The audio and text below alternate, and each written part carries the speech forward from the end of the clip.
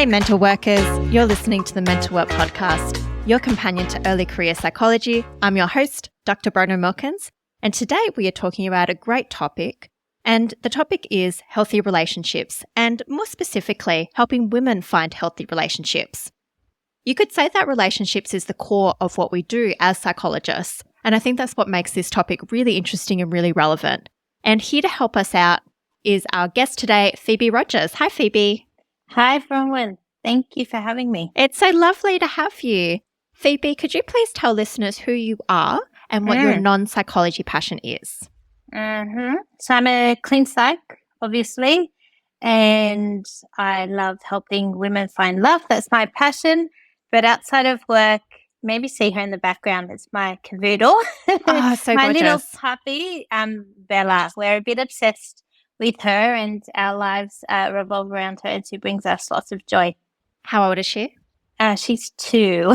Wow, amazing. Yeah, I can see this beautiful, is it a photo or a portrait? It was a photo and it's been printed. That is so beautiful. She looks like a gorgeous doggo. Yeah, she is. She's so sweet. She's like very social and loves to meet people, say hi. Oh, that's so nice. Thank you for sharing that with us. And listeners, let me just give you a signpost of what's to come. We're going to talk about how Phoebe found herself in this very niche area, and we're going to learn about Phoebe's pathways into psychology and how she branched out into different areas of psychology. We're also going to learn about how to help clients who are looking for healthy relationships. And Phoebe does some other things in her work. So she's branched out into online therapy group programs, and I'm really curious about why she decided to do that and how she decided to do that. So I hope this is a really good convo. I'm looking forward to it. Awesome. So the first thing, Phoebe, is, as I mentioned, helping women find love is a really niche area. Could you tell us how you got into this area, like your personal and professional journey? Sure. It's a bit of an accident, I always say, and a long story, and I didn't think I'd end up here. But essentially, I had a period. I was doing clinical work. I got quite burnt out. I came upon another job working with children. I went and did that, and I quickly realized, oh my goodness, I need to do a better job and understand the parenting system and the family system and the couple. And I think what was really underneath all of that was my own relationship struggles. And anyway, so I went and did more study and, ended up working with couples and, still been figuring out my love life. And now it's going pretty nicely. And so the professional and the personal have all kind of blended and got me to this point. Wow. Is there a moment when you realized that, oh gosh, I need to figure this out professionally and personally? Yeah, I think there were earlier moments, and I've had my own mental health stuff and really advocate for psychs to go to therapy, and I think it's made me a better psychologist. But life went okay after a period of therapy, and then a few years ago, actually not that long ago, I had a pretty awful relationship breakup, pretty classic woman, over-functioning, really burnt out, really exhausted, just not good, overextending myself. And that was it. I literally said, no more of this. I'm not doing this to myself. I'm sick of these patterns. I'm sick of being burnt out in love, and that's it. But that time around, I went to schema therapy quite deliberately. I'd only done a little bit of training in it at that point, kind of level 1, level 2. Yes, and then I'd done there's the schema workshop on your own stuff, the kind of weekend in the Blue Mountains. And I did all of that. So I kind of knew about schema therapy, and I'd been watching some other practitioners from afar. And then all the cogs were turned, like, oh my God, this is making sense. Fear of abandonment, here we are. And I'm sure that and other schemas were driving me. And so this time around a few years ago, I found a schema. he did a bit of internal family systems therapist. And then I came across Dr. Tracy Hunter, who's a schema therapist, but she was really doing schema coaching for female therapists around their own stuff, like self-sacrifice and resentment and kind of fear of abandonment and emotional inhibition and not saying how we feel and being embarrassed by our emotions. And so I was in her group with other female therapists, and that was when life really changed, actually, in a big way.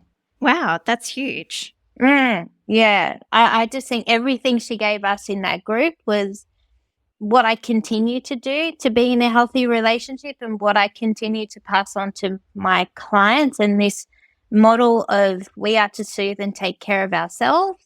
And then from that place, we know how a healthy relationship feels, and then we can seek it and bring it in. So it's almost like you were the test subject for what you do now. Totally. I just didn't know, but I was like, oh, like this stuff is really working and really working quickly. And, I could kind of overcome some anxious attachment stuff and soothe myself and kind of date. And then I was like, oh, I'm actually meeting nice humans. And then here we are. You just practice it and it works. And yeah, it's what I do now. That's so cool. So is the approach that you take in your therapy now, is that a schema-based approach?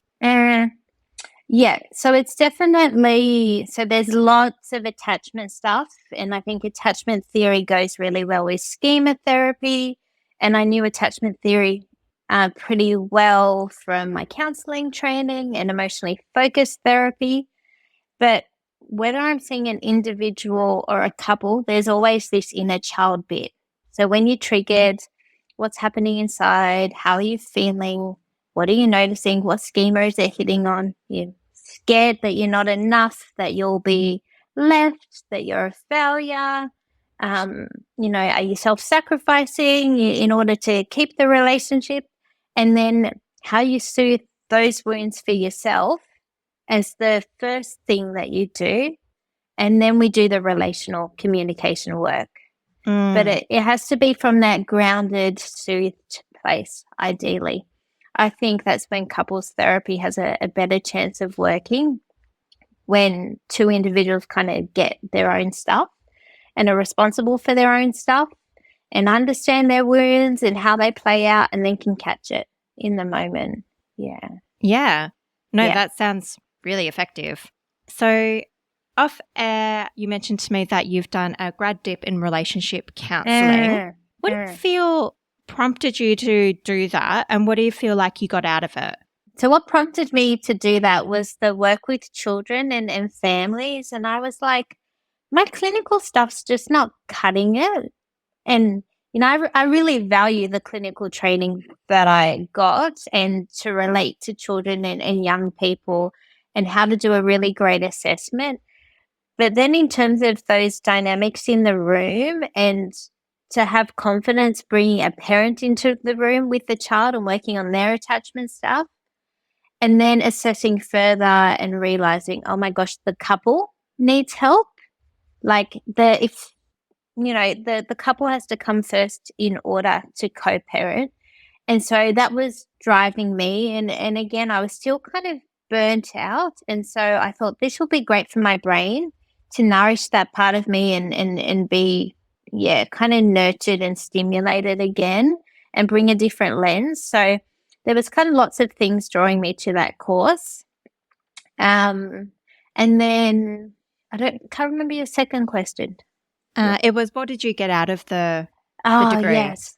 Like so much. And I often say to people, again, not to devalue the clinical training, but it, like, just this new lens, I almost think it was better. I just don't think we're trained in our psych degrees to be good counselors, actually. Like, to ask really curious questions and empathy and validation, and to reflect things back and slow down the process. We're given skills, right? I think predominantly, we're given CBT and thought challenging, and it's people just want to relate to their therapist and feel like their therapist truly knows them and is sitting with them. And I always repeat this, but my counselling trainer, she said, like, I think our first lecture, our job is to help people expose themselves to themselves. I just went, oh, like, of course, it's awareness and knowledge. It's, that comes first before we tell them what to do. And then actually, if we help them understand themselves and, their patterns and, the system that they're in, and, if one person does this and that's their response, if they get all of that, then they do the work.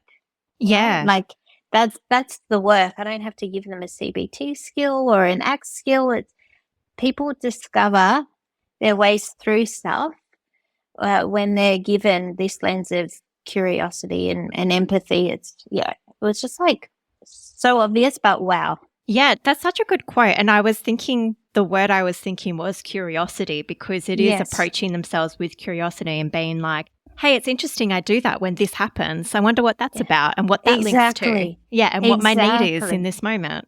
Exactly. And then it's, like there's the individual, but that training was so good for, that's a person in a system, right? Within a family structure, within a couple structure, within a parenting diet, right? So then I can work with all these kind of layers and see all of those layers and how they play out. Yeah, which I think is awesome. And I think coming back to it, I think you're right that we don't get much counselling skills. Like, having done my 5+1 Masters in 2017, we did 1 unit of counselling. Yeah. I've just finished the coursework for my clinical bridging course. No units or lectures in counselling skills. And on my placements, you're not allowed to do relationship counselling because it's not in the scope of a clinical psychologist. Yeah. So when do you get it, right? I mean, it's kind of frustrating. But I think you know that, and then hopefully you just hold that. And if that feels important to you, you go and seek that out. Yeah. No, it sounds like it was really helpful for you to do that degree. Yeah, so lucky. And actually, someone else, I don't think they offer it anymore. Like, that's a shame. I know they've moved into mediation, but I think there are other trainers who would do like shorter stuff.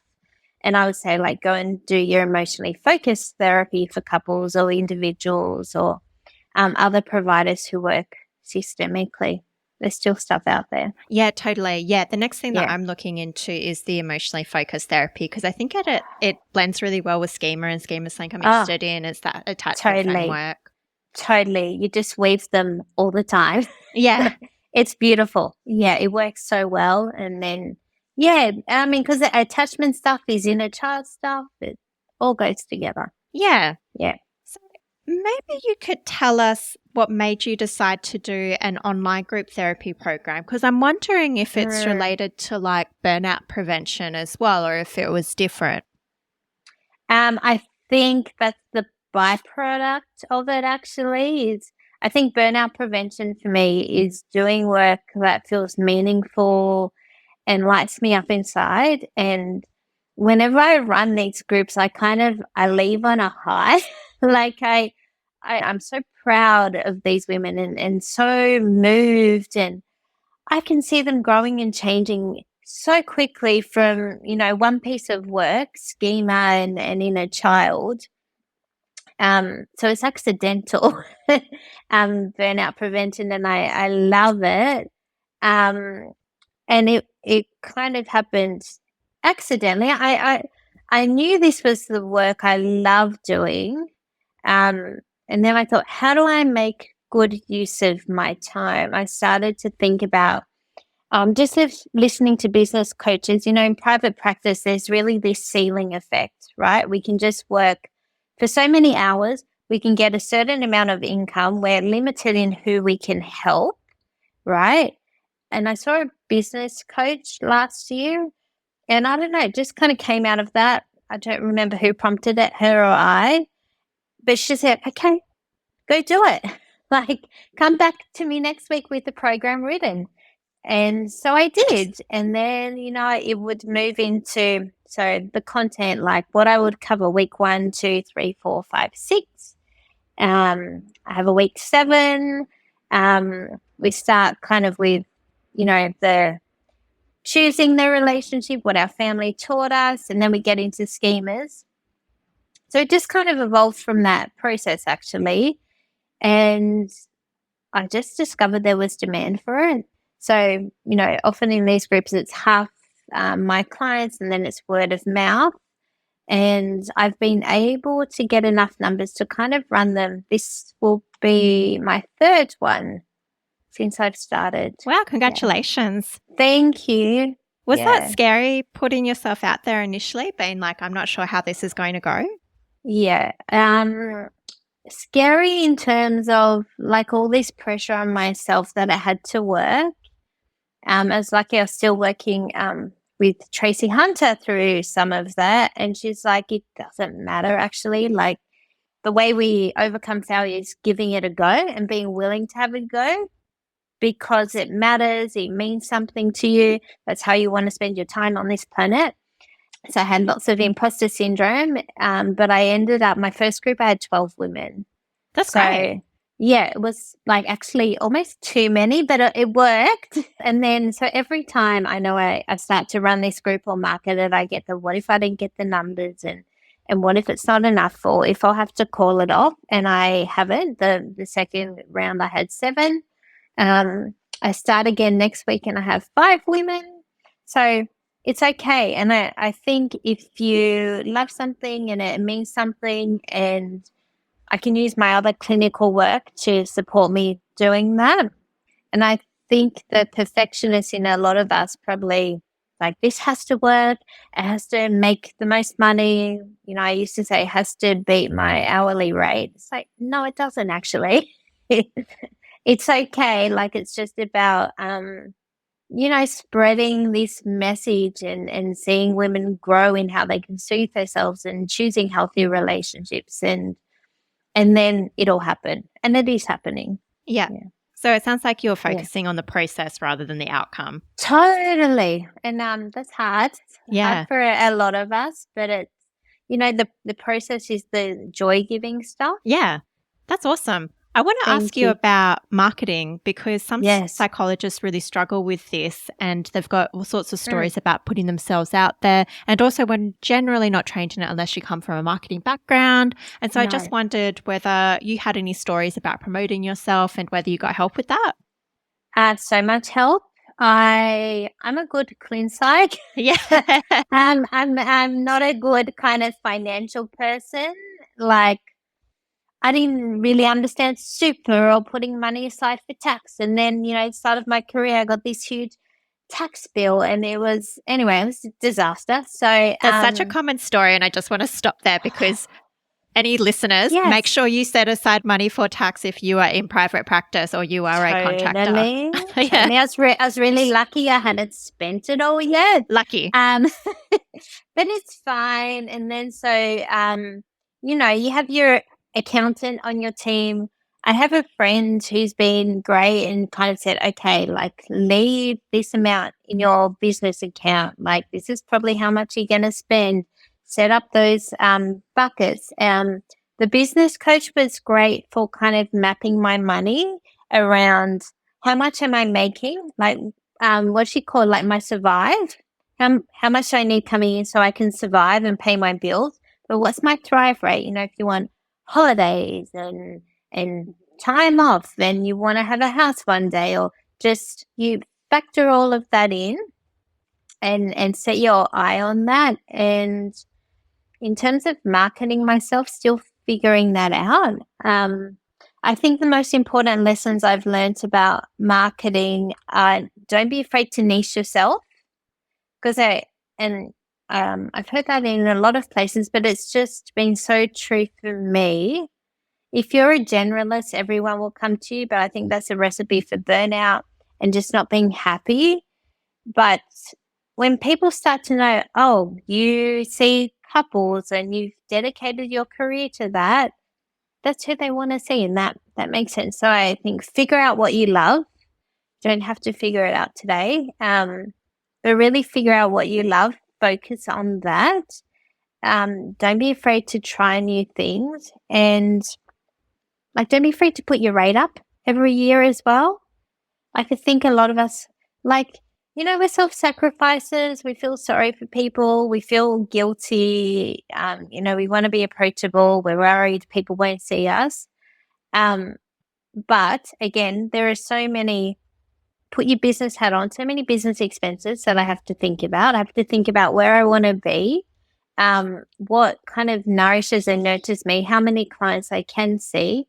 The cost of living is rising, so it's reasonable to put your rate up, right? And, people can make accommodations around that, I think. I agree. And yeah, and if your clients love you, it'll all be okay. And I think it encourages clients to take value from that work. And, if we have to space it out, that's okay. That can still be therapeutic. Yeah, so I wasn't a born marketer. I wasn't born financially savvy. Don't be afraid to seek it out. Yeah, no, all really good advice. Yeah. There is something I'm wondering. I think I saw on your Insta that you're doing the ADHD Her Way podcast. So I was just wondering whether you have ADHD. Oh, yeah. No. Okay. No, it's just become an accidental interest. I see a lot of neurodiverse Okay, couples. sure. Because I used to work in the child space, the pediatric space, with children with autism and ADHD. And then I just think the nature of couples in conflict, and they're more at risk if one or both have ADHD. I've just realized about 50% of my couples caseload, maybe more, one or both would have ADHD. Yeah, that's really interesting because I'm not a couples therapist, but it's something I have come across just in my individual clients. And I've noticed that if you're in a couple where one partner has ADHD, it can be difficult to attune to the other partner. So let's say that you have difficulty paying attention in conversations and your partner's making a bid for attention and like, hey, I need you to look at me and pay attention to what I'm saying. And the ADHD partner will be doing something else that can be very challenging and lead to conflict. Totally. It's exactly what I spoke about in this other podcast is, unfortunately, it's not the ADHD person's fault, but all of those symptoms, the distractedness, daydreaming, forgetfulness, they impact attachment. And then the partner responds with anger, irritability, and frustration, which further erodes attachment. Yeah, totally. Yeah. The example was my example as well because I have ADHD. All right. But I have a great relationship. But I do need to, in recognizing that I do find it hard to pay attention if I'm doing something else, I have to say, okay, I'm going to stop doing the other thing and I'm going to pay full attention to you. You have my full attention. I'm listening to what you are saying because it is highly irritating when somebody doesn't listen to you. I understood. I've had partners with with ADHD, and it certainly triggered my own attachment stuff. So I get from both sides, and I often kind of bring that into therapy. And thank goodness in your relationship, you're responsible and accountable. And I think that goes a long way. Yeah. And to make that repair. But yes, that extra effort you have to put in. Absolutely. Yeah. It's such a big area these days. So I imagine, Huge. That a lot of people, I mean, it's great that people are coming to therapy to discuss these thank goodness. Yeah. Because I think they would just lurk and no one would know about it. Totally. Absolutely. Phoebe, I am wondering if an early career psychologist is listening, and this was an area that I struggled with actually. So I'm 4 years in now as a registered psychologist.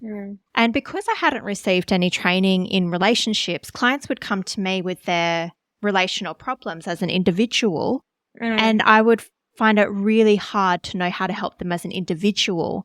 Do you have any hints or tips for helping clients individually improve their relationships? Yes. Well, the first part of that is if you can, as a psychologist, go and get some systemic training, or that could be emotionally focused therapy. I think does a good job of that. But start bringing the relationship patterns into the room, right? So there's the behavioral part. I'm trying to think how to best say this. There's the behavioral part of my relationship is what I say or what I do, and then what my partner says and does, right, in response. So there's this behavioral level. But then there's this emotional level, right? How did I feel inside? What was happening in my body? And then are there any clues as to what's happening inside for your partner, right? Because I've often noticed in conflict with my partner or the debrief after, partners will start to say things. And one example is, gosh, I feel like I can never get it right for you. My partner often says that. So I'm a bit critical. Right. So try and bring the whole dynamic into the room, because then I think your psychologist has a better, understanding and is more able to help you. Right? Yes. Yeah, no, Yes. I agree. Yeah, one thing that I do, which I've found can be effective, is I'll ask the client to tell me what happened from the perspective of their partner to try and work that out. Wow. Yeah. Oh my gosh, I've never heard anyone do that before. Yeah, I heard a podcast like a year ago and I was like, I'm going to take that. That's brilliant, because Yeah. it's kind of like empathy and compassion. And and then I think even extending, can you tell me a little bit about your partner's upbringing and any Yeah. significant events will happen? Because then you get the schema stuff or what their inner child might be experiencing. And Yeah. that's so important. Because one thing I'm wary of is I've only done the Gottman relationship training. And one thing I remember from the first part was that there's a risk when working with individual clients that the therapist can increase negative feelings towards the client partner. Totally. Yeah. Totally. And I'm sure I would have been guilty of that in the past. Me because too. It's all that, oh my goodness, that sounds so hard for you. And they sound so angry. And, do you think you can tolerate that and all these? And now when you bring this attachment lens, an angry, critical, mean partner, they're often anxious. They have their own fear of abandonment, or they have shame, right? And then, all of that's playing out. So, yes, I think individual therapists can really demonize a partner. Or I've had, couples come to me, one not that long ago, and like the Gottman therapist apparently said, oh, you're anxiously attached and you're avoidantly attached. You're not going to work. Oh, that's It's like, disappointing. Yeah. That's what they took from that. And so it's important to get training, isn't it? Really good training. It really is, because we can unintentionally have outcomes that we're not trying to have. Exactly. Totally. Or kind of instill more anxiety in your client. Yeah.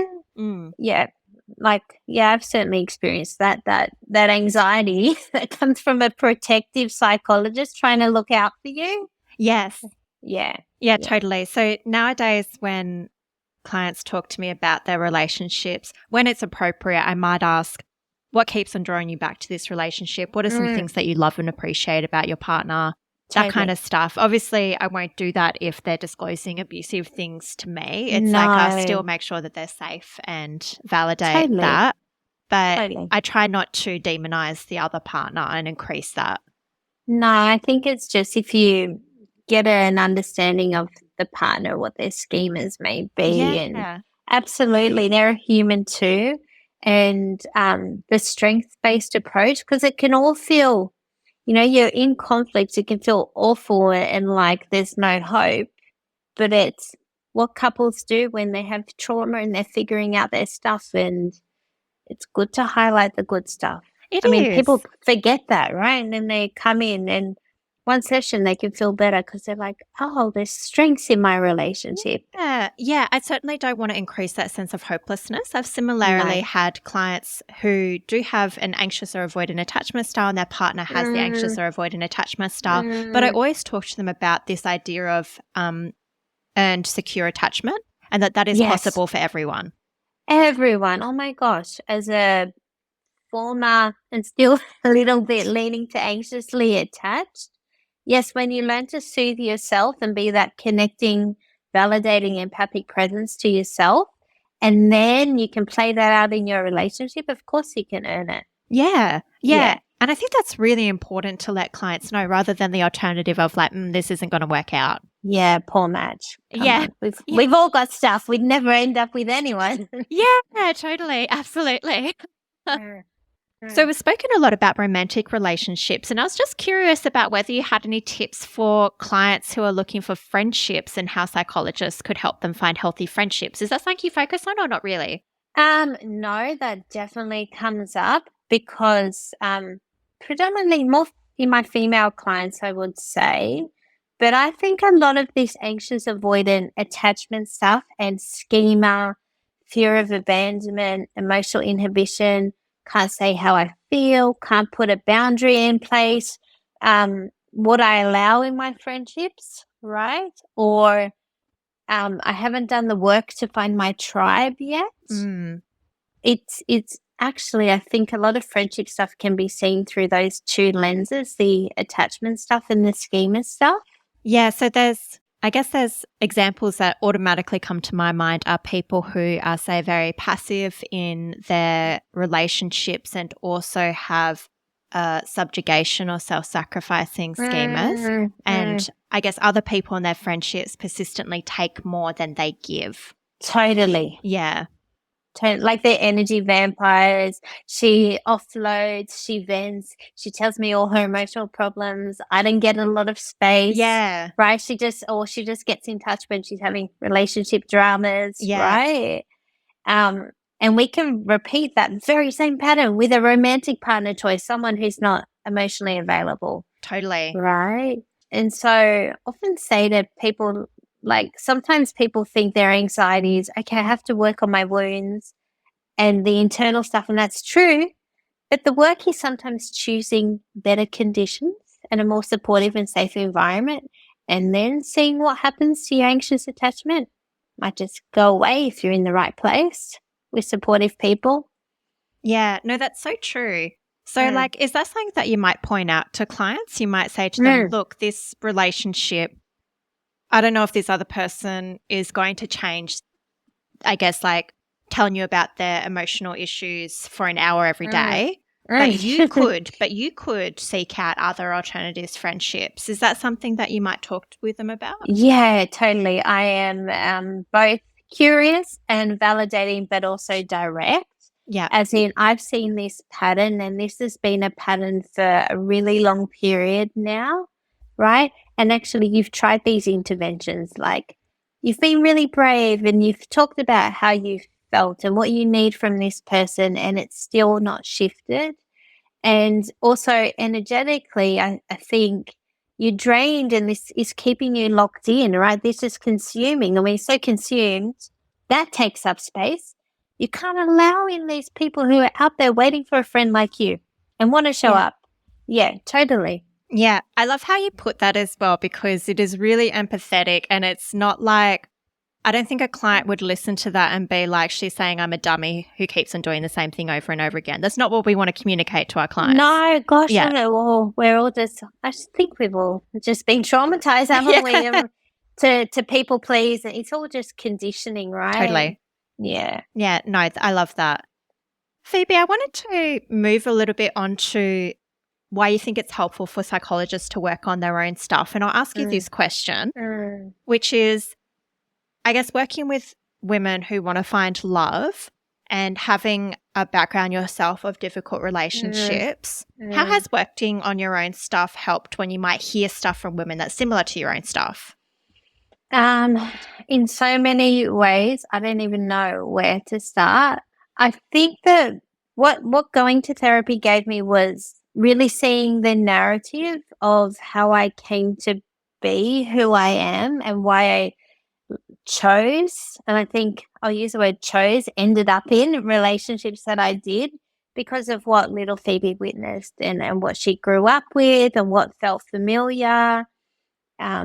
Pretty common self-sacrifice stuff.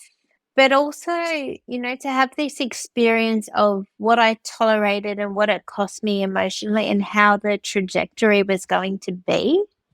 Like the trajectory of those relationships, having lived it, is always going to be, I think, burnout, resentment, more often than not a partner who wasn't going to change. So I think kind of being really clear on what unhealthy relationship behaviors are and that for your emotional health for the rest of your life, you need to be met halfway.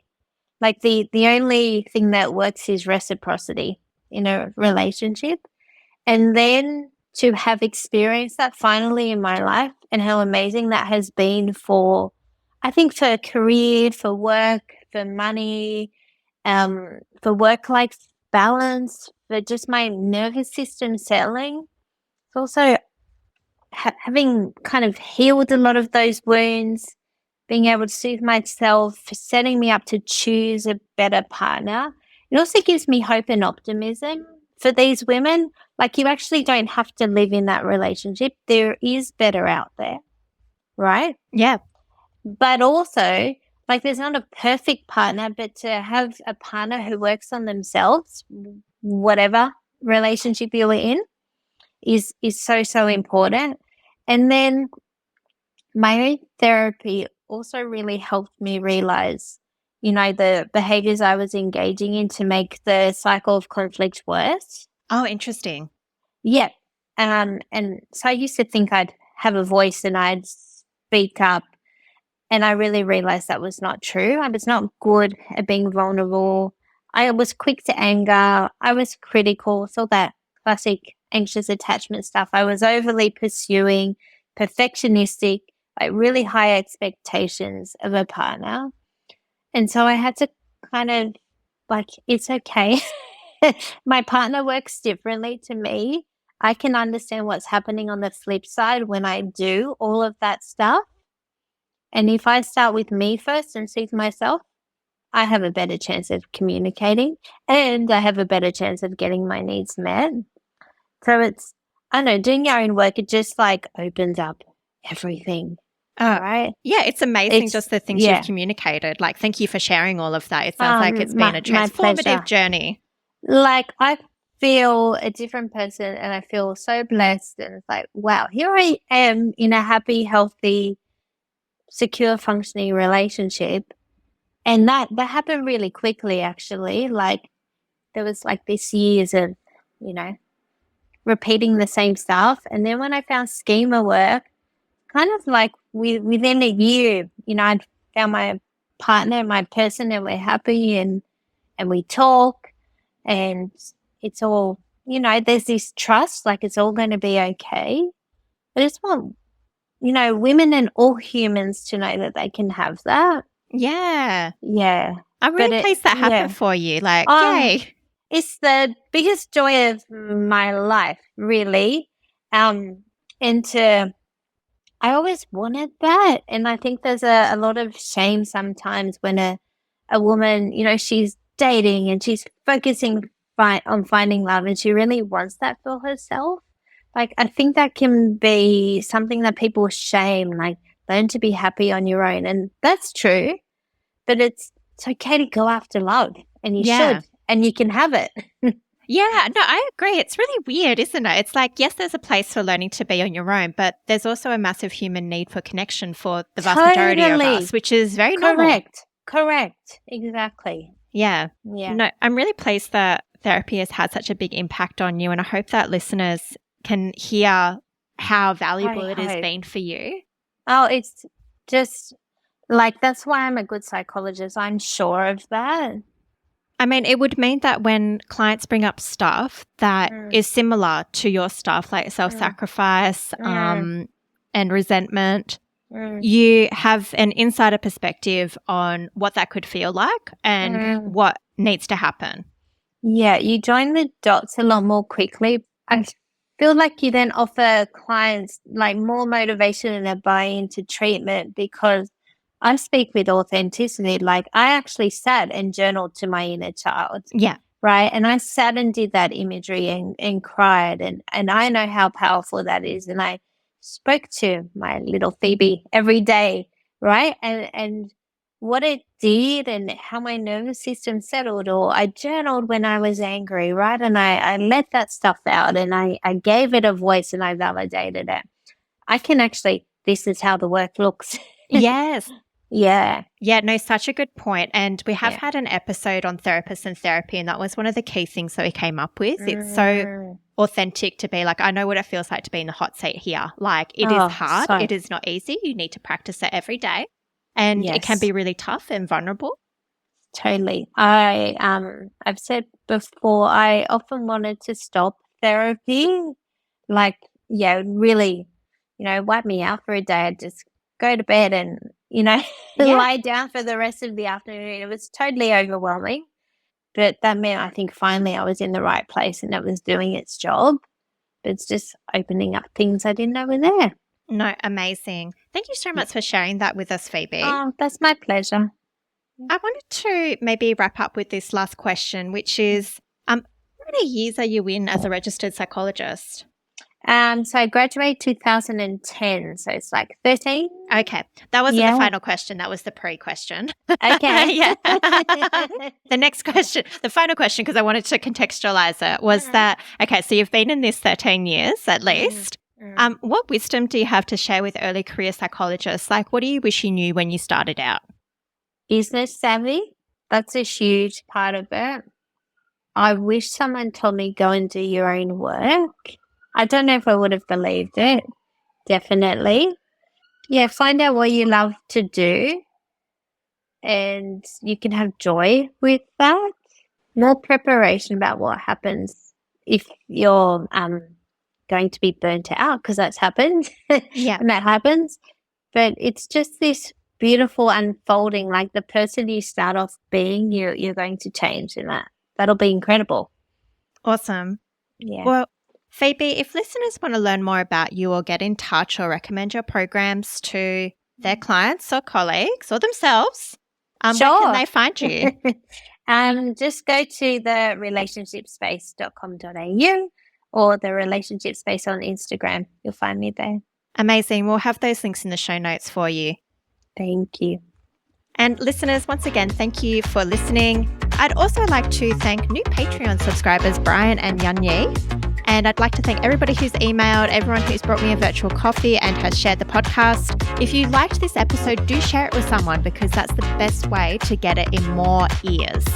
That's a wrap. Thanks for listening to Mental Work. Have a good one and catch you next time.